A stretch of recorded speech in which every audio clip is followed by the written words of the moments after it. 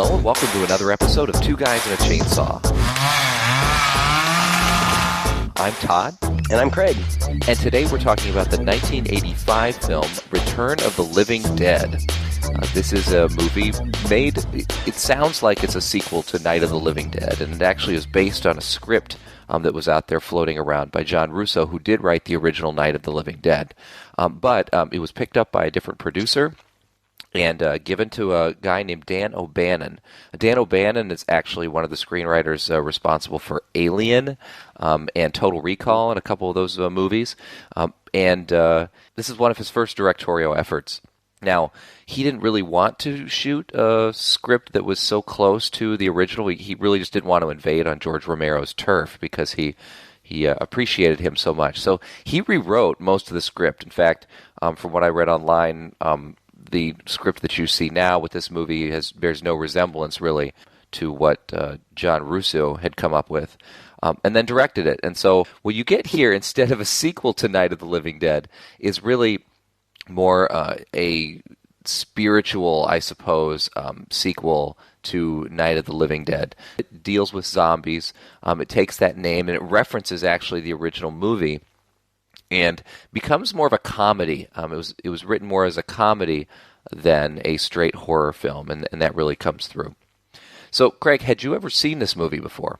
I had seen it. I don't remember if I've told this story before. I probably have. But when I was doing my internship fresh out of college, I was in a different city, and I was only going to be there for 6 months, and finances were really tight. So I didn't get cable. And so my mom gifted me a gift card to Movie Gallery with like $200 on it. And every single day I would go to Movie Gallery and rent a movie, usually out of their horror section. And I think that I went through every film that they had available. And this was one of them. It was one that I had seen on the shelves forever. But these Night of the Living Dead movies had really never really been my cup of tea. I didn't even see the original until I was an adult. And I couldn't remember. I thought that I had seen it, but I couldn't remember. And when it got started, I was like, okay, yeah, I've seen this. Now, I remember seeing the poster for this movie in the theaters. I mean, as a kid, I don't know, we probably went in to see Ghostbusters or something like that. But obviously, I never saw this in the theater because I would have been like 7 and my parents wouldn't have taken me to something like this. But right. The poster and which is also the box art for the video, is really distinct. You've got this tombstone that says Return of the Living Dead on it, and then these zombified kind of skeletal-looking guys, but they're green, and they're punked out. They've got like punk hairstyles and stuff like that. And it just was always a very appealing-looking movie to me, just from the box art alone. And so I can imagine... And it was really colorful. That's what always stuck out to me. It was really colorful, and that was in such stark contrast to the original, Night of the Living Dead, which was shot and presented in black and white. And so I always just assumed that it was a sequel. In fact, I don't know that when the first time I saw it, that I don't know if I knew that it wasn't. I think that I thought that it was, and it wasn't until I was reading about it this time around that I found that really it's not. And it's actually kind of interesting that the movie is set in a universe where Night of the Living Dead is an existing movie that the characters are aware of and have seen. And so when things start going down here, they make reference. And I thought that was kind of clever, actually. I like that. Yeah, it's really a neat idea, and it works. It works really well, actually, I think. It opens up with a really great disclaimer. It's pretty funny. Yeah, it up on the screen and, very serious lettering. It says, the events portrayed in this film are all true. The names are real names of real people and real organizations. And it presents it, as though they're being serious, but with all of the emphasis on it's real, it's real, it's real. I mean, you go in knowing this is absolutely not real. And you kind of get a sense of the tongue-in-cheek tone just from that going in. Oh, yeah, because the very next shot is a shot of a big sign on a building that is, you need medical supplies. Yeah. So you know right away that this is going to be a goofball movie. And it really is. There's a Frank and Freddy. Frank is the older basically Freddy's boss. Freddy's a younger kid. He's just started this medical supply store, and Frank is there mentoring him on his first day. And Frank is an actor that you would totally recognize. He is James Karen. James Karen? Yeah, and I mean, you recognized him, right? I mean, he's been in a ton of movies. He's been on TV, all that stuff, especially around this time. I did. I couldn't place him in anything particular, and I don't remember if I went and looked at his credentials or not, but he was certainly familiar, absolutely. Yeah, he's one of these guys where the minute you see him, you're like, oh, I know I've seen this guy. I just don't remember in what, but I know I've seen him in a bunch of stuff. Right. And he's walking Freddy through the process of the job, and he's showing him how to pick up skeletons for order and talking about how they're real skeletons and how in the world do they get, where do they get these skeletons from? He's just this jovial kind of laughing about this sort of gruesome job that they have. And he takes them through and he shows them the half dogs, which are these dogs that have been split down the middle lengthwise for, I guess, med school students or veterinarians. Right. And they're on the shelf. And then he just sits him down. And at one point, Freddy says to him, he says, so what is the weirdest thing that you've ever encountered in your job? And then it gets real serious and mysterious as the camera slowly zooms in on Frank as he relates his story. And what he basically says is, did you see that movie, Night of the Living Dead? Yeah. That's the one where the corpses start eating the people, right? Sure. What about it? Did you know that movie was based on a true case? That's not possible. I mean, they showed zombies taking over the world. Well, they changed it all around. What really happened was, back in 1969 in Pittsburgh at the VA hospital, there was a chemical spill, and all that stuff kind of leaked down into the morgue, and it made all the dead bodies kind of jump around as though it was alive. What chemical? 2,4,5-trioxin, it's called. It was to kind of spray on marijuana or something, and the Darrow Chemical Company was trying to develop it for the Army. And they told the guy who made the movie that if he told the true story, they'd just sue his ass off. So he changed all the facts around. And the Army, in this Army mix-up, once they had contained the situation, had contained the bodies. Well, they were going to send them away, and it ended up the orders getting mixed, and they got them there instead at this medical supply place. And Frank says, you want to see him? And Freddy's like, what are you talking about? He's like, they're downstairs. And he gives us really goofball like look. And I think that's what I like the most about this Frank character is he just really hams this guy up. But he never goes so over the top that you don't believe that this guy could actually exist. He just seems like this goofball guy who just has this really utterly boring job, but he's trying to make it sound really interesting. And he's just happy to have another person along, to keep his evenings and his days for, interesting. I don't know.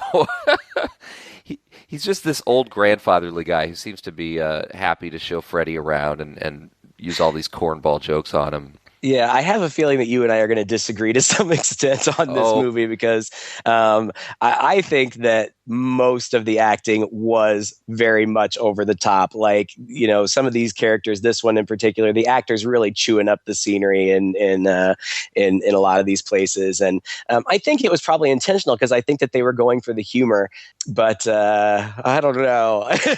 And, like you said, we've seen this guy in so many things, so we know that he's successful and that he's talented. So I can only imagine that this over the top thing was a directorial and actor choice that they were making. And if that's the case, more power to him. But to me, it came across as pretty darn goofy. It is goofy, but I don't know, man. I feel like I've seen guys like this before, And actually, he was my favorite character in the whole film. I couldn't see enough of this guy on the screen. We're totally going to disagree on this, but that is absolutely okay. In the meantime, it's really cutting for no apparent reason back and forth between them and this group of basically totally punked out 80s punks, essentially. This ragtag group of people. Tina, who is the straight-laced girl who makes reference to Freddy, so you know that they're dating or something. And she's like the Sandra D of the group. She's dressed in all the girl next door attire. And then there's a guy named Chuck who is maybe the guy who's kind of like that. He's He's dressed pretty normal.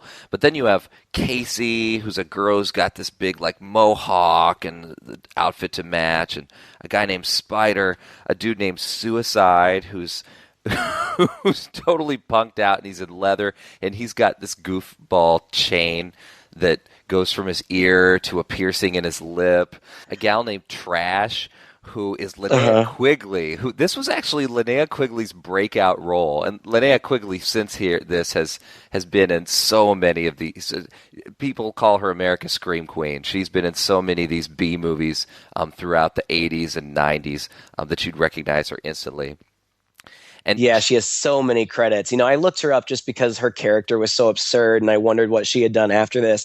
And she has so many credits. I mean, she's been working and is still working steadily, almost exclusively in the genre.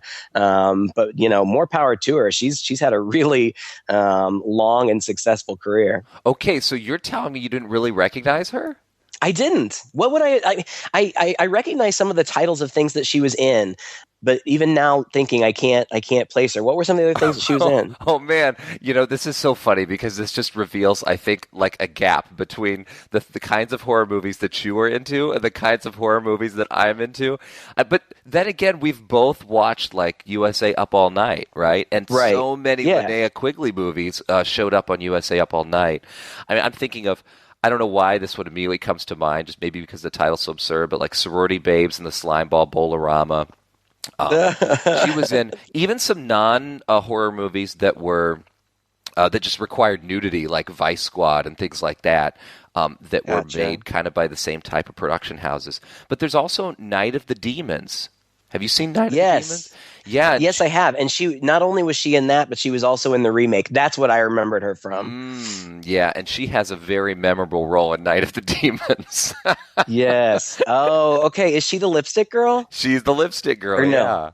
Yeah. Okay. All right. Then I definitely know who she is. And I know we're going to do that movie on this show one of these days. Oh, absolutely. Yeah. So, yeah, man, Linnea Quigley is like one of my favorites. But she was first out in this movie, and I guess she had been working as a model before this, and had been slowly encouraged to go out and do film, and this was one of her first films, and this really, after this, she really never went without work again. She has a very memorable role in this one, too. Yeah. So anyway, to say the least, you're talking about this group of students, or kids, whatever they are.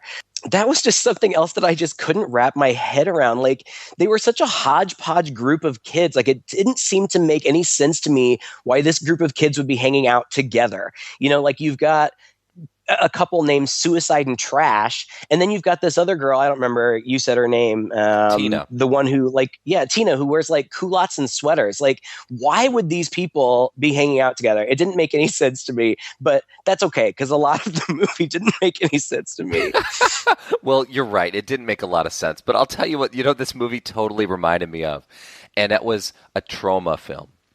Like, this movie starts out just like a trauma movie would, and it starts out, and it has the same kind of characters. If you've ever seen like The Toxic Avenger or Surf Nazis Must Die or Trauma's War, any of those films, they always have this punk sensibility to them. And this movie definitely has a punk sensibility from the very beginning. And it just goes over the top with it, with all these characters. And you're right, every single one of them is playing them to the hilt. Hey, are we going to party tonight or what? Yeah, we are going to party. Well, where? Where are we going to party? I don't know, somewhere.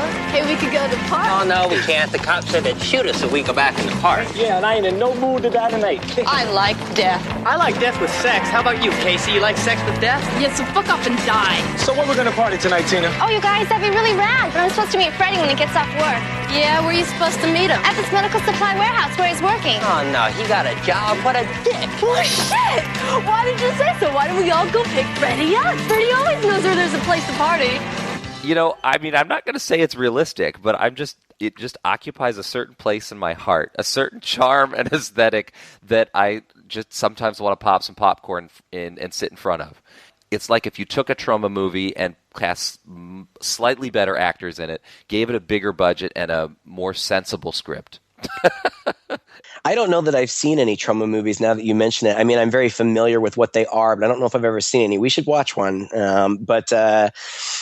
Yeah, I mean, the characters, everybody just plays their part so over the top. And Todd, I hate to be, because I have a feeling that you really appreciate this, and I always hate to be critical because taste is so subjective, and I don't want to offend anybody who like treasures this as a part of their childhood or something. But like the writing is so bad. Like these kids, they go to the medical supply store, all these kids, because they're waiting for Frank to get off. But they realize when they get there that he's not going to be off for a couple of hours. So what should we do? Oh, let's go hang out in this decrepit cemetery right here. And we'll spend a couple hours there. Resurrection Cemetery. Yeah, and so Resurrection Cemetery, right? Okay, so then they go in there and they're just like hanging out, and Trash, Linnea Quigley's character, just goes off on this monologue like, do you ever wonder about all the different ways of dying, violently?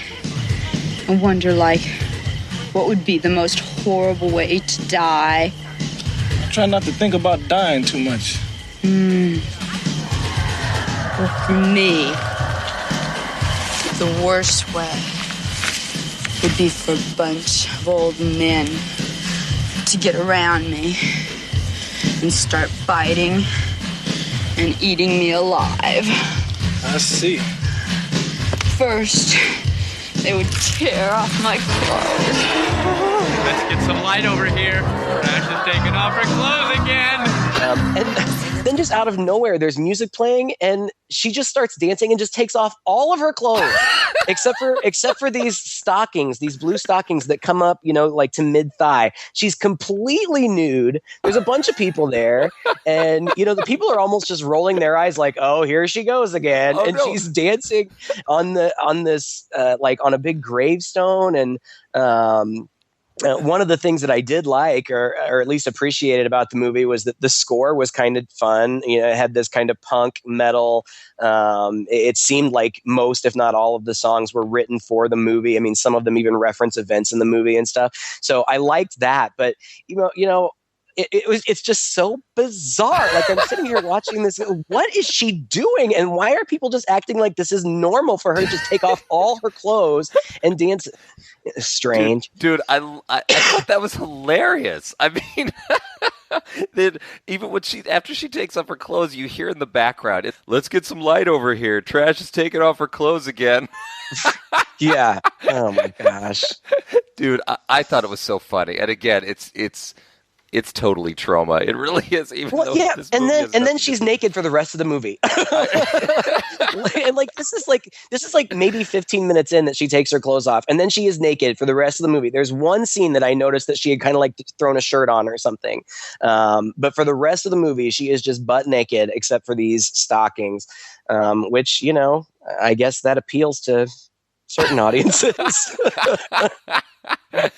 Man, I'm sorry. I think it's so funny. I think her monologue is so funny because you're right. It's so over the top and it's so ridiculous. But I don't know, man. It's like so tongue in cheek. And I guess this scene actually was a little controversial while they were producing it, while they were making it, because they had to go back and reshoot it like 2 or 3 times because first they, of course you're right, she's completely nude, and I guess they were showing pubic hair in the beginning, which isn't uncommon for this era, but one of the producers came on set and said, you can't do that, and so they had her shave. And then apparently that made it worse because then you could see more. So then they created this little kind of like flesh-colored appliance to go down there, so it kind of covered it up. I guess it was like something that they really went back and forth on. But I watched. Well, and like I feel for this act. Like first of all, okay, get totally nude. All right. Well, we don't like your bush, so shave. Okay. Then come back. Oh, we don't like that either. So let us glue some latex onto your labia. And then she had to wear that for the rest of the filming. I mean, oh man, I guess if you want the work, you do what you got to do. This poor girl is naked for the rest of the movie. I don't know, man. And when I used to watch this, I saw it maybe once on video, and the rest was basically when it would come on cable, because this movie does play like on cable TV, but of course most of that stuff, even on cable, gets cut out. And so actually it wasn't until we went back and watched it again, then I realized just how much nudity was in this film, and it's all her. It's all her. Yeah, I also read that at one of the initial screenings, the director that you mentioned was surprised to see how many women were in the audience, and he said that if he had known that there would be such a prominent female audience, he would have shown some of the dudes naked too. But he just wasn't anticipating that. Anyway. That's great, man. This is totally it. You can tell that director's sensibility. And remember, this is the guy who wrote Alien, okay? Just remember that. That's crazy. I didn't know that. Honestly, I've been sick all day, so I didn't do as much research as I usually do. So I didn't know that, and it shocks me. It shocks me that the same man wrote those two movies, because Alien is, a classic. It's a masterpiece. Well, it is what it is. I get it. I get what they were going for, and it is what it is. So I'm I'm not going to come down on it too hard. Unlike a lot of films from this era that are almost unintentionally cheesy or cheeseball because they can't afford to not be, because the acting is just going to be bad and things like this. This has a couple accomplished actors in it, and then, of course, all these people, and only really one of them went on to do a lot of other stuff, but they're intentionally playing it up, and the script is intentionally humorous and intentionally tongue-in-cheek. I mean, it's meant as a horror comedy, and I guess it's just it's not super smart about it. It just goes for the goofball in so many ways, and I really like that. I liked it. I think I would have appreciated it a lot more if I'd had a few drinks. I think that would have enhanced my experience quite a bit. But anyway, so we're introduced to those kids, and like you said, it kind of cuts back and forth between them and the store, the medical supply store. This medical supply store is, by the way, just like the most bizarre medical supply store I've ever seen in my life. Like, they have skeletons, they have those bisected animals, like you said. They've got, like a board with pins, moths and butterflies. They've got a room for cadavers, and the cadavers are just hanging up in this meat locker through spikes in their heads. Like, that surely is not how cadavers are stored for research. And then, the whole idea, do you want to go down to the basement? We still have them. Like, why? That doesn't make any sense. Like, if the military accidentally sends you some strange, mysterious merchandise, send that stuff back. Like, why would you be hanging on to it? It doesn't make any sense. Oh, but they go down. Frank takes Freddy down there, and they look, and they're like these bodies, I guess, is supposedly from the original incident, are in like these metal, I don't know, pods or canisters, for lack of a better word. And they're looking at them, and you can see the face of one of the like, it looks like a zombie, it's a decomposed corpse. The younger kid, Freddy, says, these things can't leak, could they? And Frank goes, no, these are military grade. There's no way they leak. And he taps it on the side, and of course gas explodes out of it, and it fills the room and knocks them out. And then we cut back to, I think, the scene that we already talked about with the kids in the graveyard and the naked dance and stuff. And when it comes back to Freddy and Frank, they wake up and they go upstairs, and they hear barking, and they find what looks like a dog laying on the ground. When they pick it up, they realize it's one of the bisected dogs that has been reanimated. So they try to kill it, and then they hear pounding from the cadaver room, and they don't know what to do. And your guy, James Karen, just starts freaking out. Like, there are so many, I don't know, at least two or three. There comes a point where he just kind of retreats into himself in the second half of the movie. But there are several times in the first half of the movie where he just utterly panics, and he's like screaming and whimpering and freaking out. And they don't know what to do. They can't. He's a total baby. He's a total baby. He goes from being this in-the-know boss who just, is like so full of himself, walking around showing this guy the ropes, to being utterly incapable of even handling his own emotions. Right. And it's fun, and that scene actually plays really funny because, Frank is freaking out, but then as soon as Freddy starts to panic a little bit, Frank like drastically calms himself down, and, they're going to figure out what to do. And they decide that they need to call their boss, Bert, and bring him in, and they'll figure it out from there. That's right. And Bert comes, and Bert is he's also hamming it up. He's almost like that.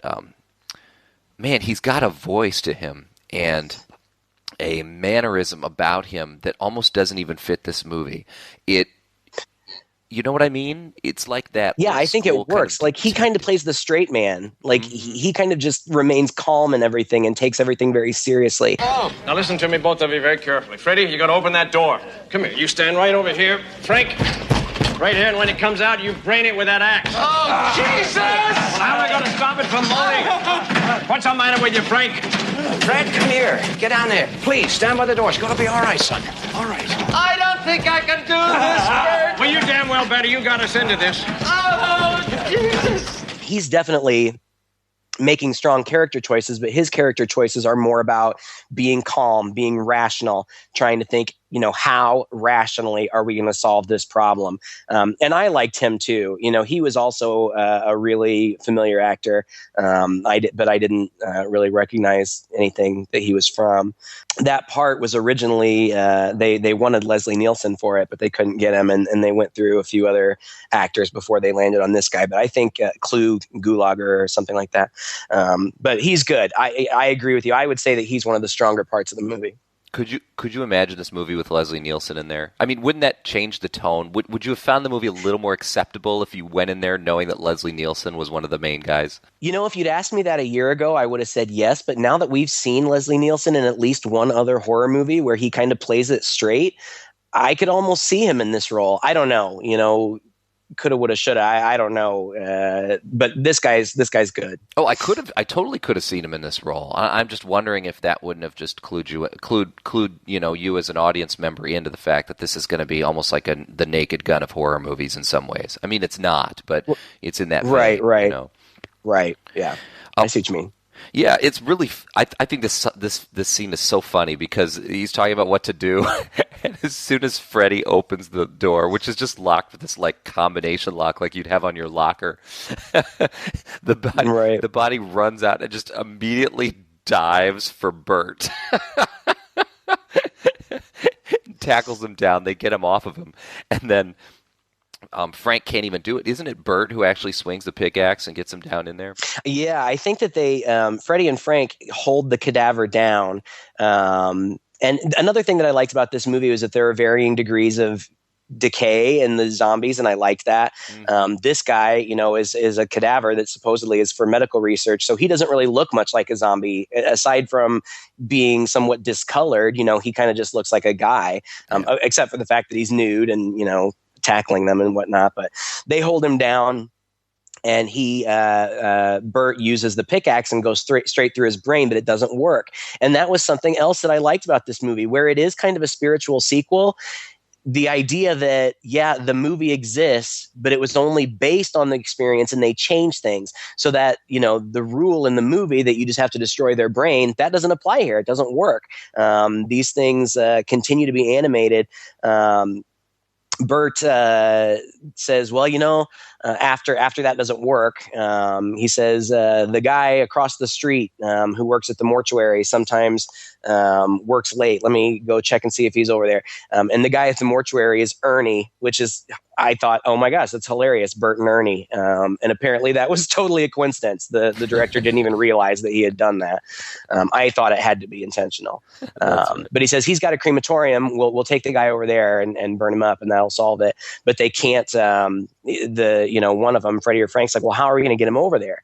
So they get a bone saw and hack him up. And this was probably, I thought, the funniest part of the movie. They go over to Ernie's mortuary, and Bert goes in first to kind of, chum around with him a little bit before he asks him for a favor. But then he calls Freddy and Frank in, and they come in holding a gurney with all of these trash bags in it. like a bunch of tied up trash bags, and all of them are moving. What the hell is in those bags? Rabid weasels. What? What the hell are you doing, a bunch of rabid weasels? I was trying to explain to you, Ernie. They came in as part of a shipment. Of course, they weren't supposed to be rabid, but you know how these things happen. No, I don't. How do they happen? Well, watch out, Ernie. Don't get bit. Oh my God, which I just thought was the funniest thing. They're rabid weasels. We got to get rid of them. And I read, it's kind of cool looking, all these things moving underneath the plastic. I read that the way that they accomplished that was they just took a bunch of those wind up monkeys with the symbols, and they removed the symbols and then just started them all and put them in those bags. And so there's this movement, and it was kind of cool and creepy. But rabid weasels, man, that got me. That's hilarious. And Ernie's the other straight guy, and he's the other one who can kind of stay cool and calm and collected throughout all this. And when they come in, of course, he's talking about, or Bert is just trying to make small talk with him before he leads him into what he wants him to do, the favor he wants to ask. And Ernie's in the middle of embalming this body. He's talking about rigor mortis and about how rigor mortis starts in the brain and then it goes down and eventually goes into the muscles. But if you exercise the muscles enough, you can work it back out. And that's just one of those secrets they don't teach you in school. You just learn on the job. Yeah. and eventually Bert has to come clean with him as to what these things are, because Ernie's not going to burn up a bunch of live weasels in his crematorium. And so they toss all these in the crematorium, and then the smoke, of course, from the crematorium comes out the chimney, and you see it go into the sky, and you think, oh, this can't be good. Because this kind of mirrors, actually, the earlier scene after they had tapped the side of the canister and all that gas that was keeping that corpse inside spilled out. You get what was the credit sequence, and you see the gas go through the pipes, and you see it go through, and then throughout the site there. And I don't know about you, Craig, but didn't that title sequence kind of get you going? The music? Yeah, I liked the music throughout. It's seriously dated. I mean, it totally sets it in the world of the 80s, but I'm cool with that. I love the 80s. Yeah. I liked the music a lot every time they used it. And anytime there was a big action sequence, it was almost always scored by some sort of rock or punk song, and I really liked that. Yeah. And then I feel like that happens here, too. The gas comes out of the chimney, and then all of a sudden this storm rolls in, and the rain, I guess the gas or whatever chemical is in the gas gets into the rain, and it starts raining on the cemetery and all these kids who are still there, and they, especially Trash, who is naked, says it burns, it's like acid rain. So they all get into Suicide's car, and I guess are just going to kind of try to wait it out. But meanwhile, we see that it's seeping into the graves, and of course we know what's coming next. Yeah, and in the meantime, Tina has broken off from the group, and she decides she's going to go and see what's keeping Freddy. Their whole idea was they were going to go see Freddy because Freddy knows how to party, and he just got this job and was working late at the medical store. And I'm not sure Freddy does know how to party. He seems kind of like the dumb jock of the group. But anyway, Tina's investigating, so she's actually back over at the medical supply place, and she manages to get in out of the rain. And she comes across, as she's walking through, goes downstairs and comes across the first zombie that we see. And I love this scene. It is so... This is my favorite part of the movie.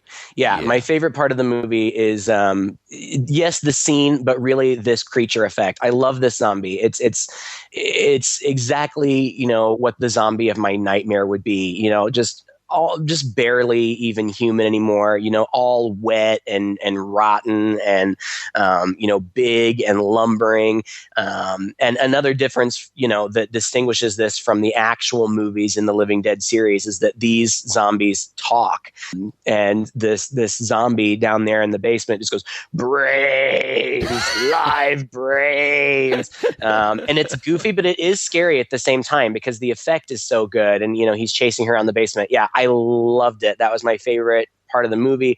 And I was just kind of giddy anytime that zombie would pop back up. And that's really like one of those things that it never really showed up in any of the other, like the Night of the Living Dead movies or whatever, but we always say, oh, zombies, brains, they eat brains. That came from this movie. This movie set up that idea that zombies eat brains, and that line, brains. It's so funny, and that creature's got like that skeletal face and just a jaw full of teeth as he opens up. He almost looks endearing, doesn't he? No, I don't know. I think he's pretty scary. Cute. But yeah, I mean, as kind of as a yeah, I see what you mean. He's got kind of a cuteness to him. Jim Henson, one of Jim Henson's puppeteers, actually operated him. I was in the suit and whatever. Really cool looking. Oh, well, it's really good. Yeah. Another thing that we find out, through this sequence is that these zombies are also not just brainless, walking corpses. They have thought and reason, because this she falls through a broken stair, and then I think she's like under the staircase, and there's a door that's locked, but the zombie sets up like a winch to get the door open and is successful. Now her friends show up and get her out of there. But I liked that too. It's just a little bit different. I like the idea that the zombies talk and that they have motivation and that they can reason and are they're tricky. They're really tricky in this movie. And I liked it. It was funny. It's great. In the meantime, we find over in the store that even though Bert and Ernie think that they have fixed the problem of the bodies, their new problem is that Frank and Freddy are feeling very ill, and they're looking pretty ghastly themselves.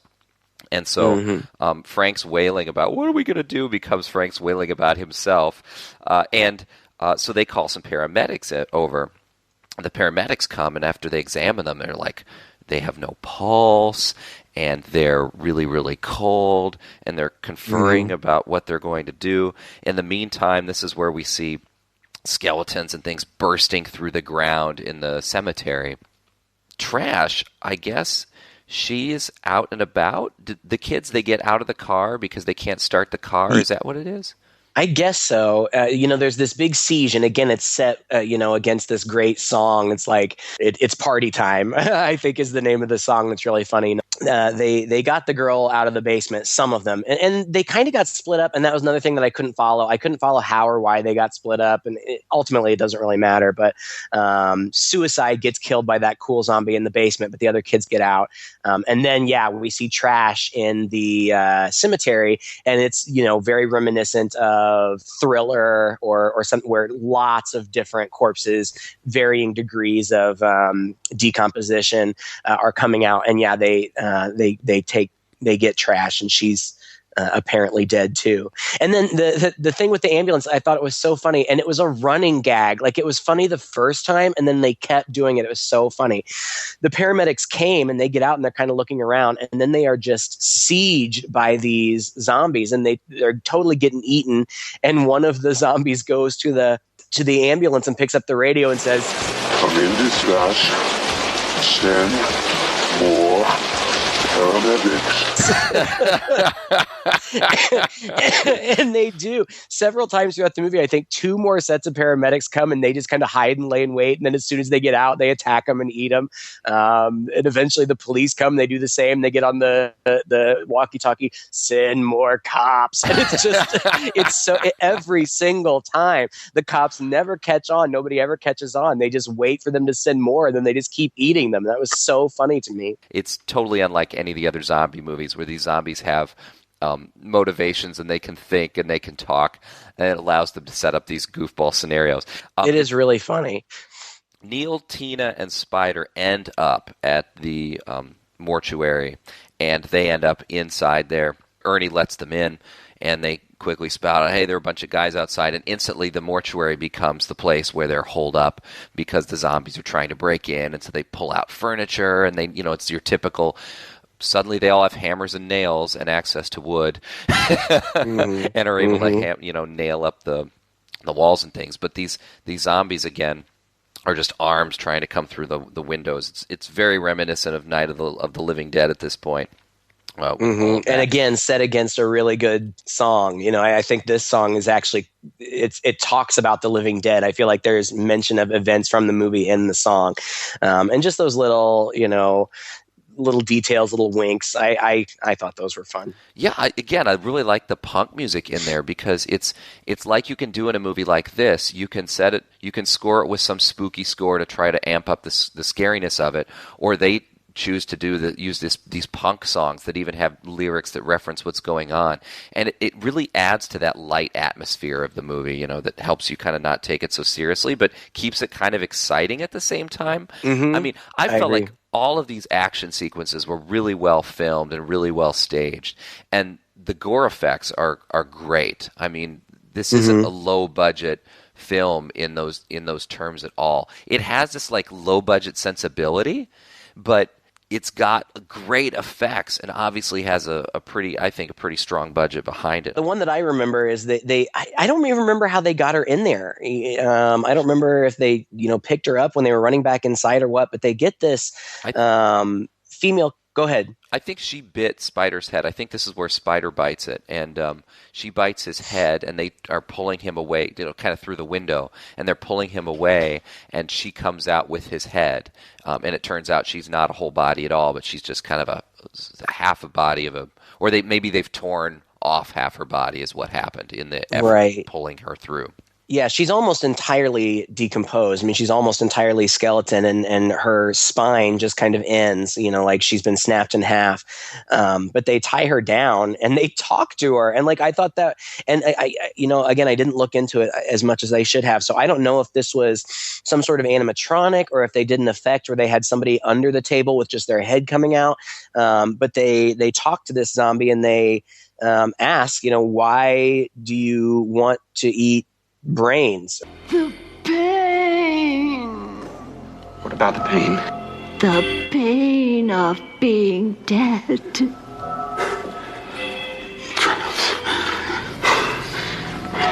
hurts to be dead. I can feel myself rot. Eating brains. How does that make you feel? It makes the pain go away. Which, again, you know, with zombie movies, it's not like I'm looking for the zombies to have motivation, but I thought it was kind of an interesting thing to throw in there that, you know, it's not just violence or madness for madness' sake. It's, you know, they are in pain and this is the only way they can relieve themselves. And so that, you know, in the context of the movie, it makes sense. And I appreciated that too. Plus, I loved that effect. I loved that zombie too. Oh, it was great. And just how many zombie movies do you see where they capture a zombie, then they basically interview her? Right. It was so funny. And I think around this time, too, the Linnea Quigley's character, Trash, who died the way she didn't want to die anyway, has come to life. And she goes after this homeless guy. And it's funny because she doesn't really play a major role like I thought she would in the movie. She just sort of pops in every now and then as part of the crowd. They do something with her face. You know, they do some kind of prosthetic with her face where I don't know what it's supposed to imply, that maybe her jaw got ripped down and broke, but she's got like this big mawing mouth that she can like kind of take big bites out of people's heads and stuff. And you're right. She's just kind of around for the rest of the time. She's really just kind of one of the horde. But of course you always notice her when she's on screen because she's completely nude. But yeah, I liked that too. And to be fair, in pretty good condition for the fact that she was just beset by a horde of zombies who were intent on eating her brains. Right. They kind of gloss over that fact. Yeah, well, I mean, they still want to see a hot naked girl running around. Well, that's true. I didn't mind that one bit. Let's see. So basically, Frank and Freddy, we know that we can see it, and they can see it too, that these guys are dead. The gas killed them at some point, but is keeping them alive and reanimated. So you know they're going to turn. Rigor mortis is setting in, as Ernie is saying. Ernie turns. Actually, I thought it was kind of a neat touch when at one point Ernie turns Freddy over and looks at the bruising underneath his body and says, "You see that bruising? That's where the blood's pooled up." You know, obviously because the heart's not beating anymore, so they're totally like dead bodies. And I thought that honestly, I thought this part of the movie was a little sad. I mean, as goofy as the movie is, I felt these characters just seemed in such pain and agony that I really felt for them. And they know that they're gone, and all they can do is suffer through this, and nobody takes that moment where they say they're going to put them out of their misery or anything like that. And what can you do besides chop them into a bunch of little pieces? Right. But they eventually drag them to the chapel of this mortuary, which is kind of funny, but I guess it provided a nice little set piece for them. And Freddy completely turns, and he immediately goes after Tina. And again, just like you said, these zombies are pretty fierce. And here is the zombie in maybe the best condition of all of them, is freshly dead, young, sporty jock type character who's completely going after Tina now. And I love the whole bit of him going after Tina because he throughout all of the scenes where he's pursuing her, he's at once fiercely trying to kill her and at the same time kind of trying to sweet talk her. See? And now you made me hurt myself again. You made me break my hand completely off this cantina. But I don't care, darling, because I love you. And you've got to let me eat your Bert rescues he rescues Tina from Freddy, and they lock him in the chapel, but we can tell he's going to be getting out. Like, he's breaking down the door. At some point, Ernie throws acid in Freddy's face, and then I think that it was Bert and Neil. I don't remember which one it was. One of the guys. Yeah, Bert and Neil. Yeah, they're just going to fight their way through the horde and get to a police car because the police car is still running because the police had just gotten out and had immediately been eaten. So they run out there and the dead are everywhere. And, they think that it's just limited to where they are. But as they drive down the street, they see more hordes of dead people coming, and they end up crashing and getting out and running back into the medical supply place. So they didn't get very far. Meanwhile, back at the mortuary, Frank, I guess, decides that he doesn't want to be a zombie. So he cremates himself. He fires up the crematorium and then crawls in there. Did you? I don't know, man. And everybody's just... Go ahead. Did you find that like a supremely sad kind of scene, or was it just too goofy of a movie for you to take it seriously? Yeah, no, when you said it was kind of a sad part a minute ago, I just let it go because I didn't think it was sad at all. I didn't care. I didn't care about any of these characters. And honestly, the way that the two guys, Fred and Frank, the way that they are agonizing when all this is happening is probably pretty true to life, that if you were in that kind of agony, you really would be crying and screaming and moaning in the way that they are. But in the context of the movie, it plays so over the top that no, I didn't feel bad for them. And I didn't, I feel like we were supposed to feel bad for Frank in this moment, or see what he's doing as some sort of noble thing, taking himself out. But no, I didn't. It's just too goofy for me to have any kind of real feeling in that way. All right, fair enough. All right.